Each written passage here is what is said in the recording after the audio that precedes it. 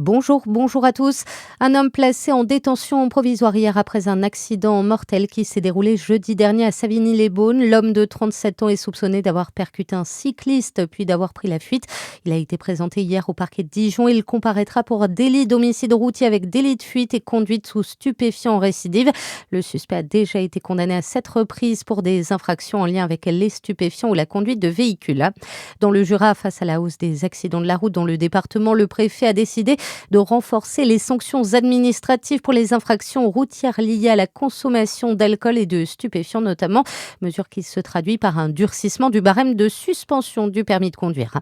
Ce coup de tonnerre à Dijon, le tribunal de commerce a prononcé vendredi la liquidation judiciaire de la cave de la Cité, la table des climats et le comptoir de la Cité, décision qui a entraîné leur fermeture immédiate et la mise au chômage de 25 salariés.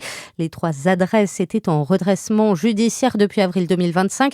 Une procédure engagée à la demande du groupe lui-même en raison d'un contentieux avec le bailleur sur le niveau des loyers.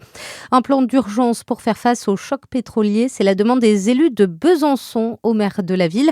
Le groupe Les Écologistes, Génération et Société Civile, emmené par l'ancienne maire Anne Vigneault, propose un ticket Ginko à 50 centimes, davantage de parking de covoiturage, des itinéraires cyclables renforcés, ainsi qu'un soutien accru au CCAS. Ils appellent aussi à accélérer la transition énergétique afin de réduire notre dépendance aux énergies fossiles.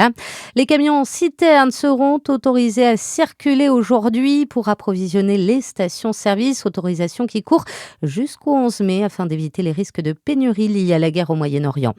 Et puis on termine par un mot de basket et Dijon n'y arrive plus. La JDA a concédé une 5e défaite de rang en élite à Cholet hier, 111 à 74. C'est l'un des plus lourds revers du club. Bonne matinée à tous à l'écoute de Fréquence Plus.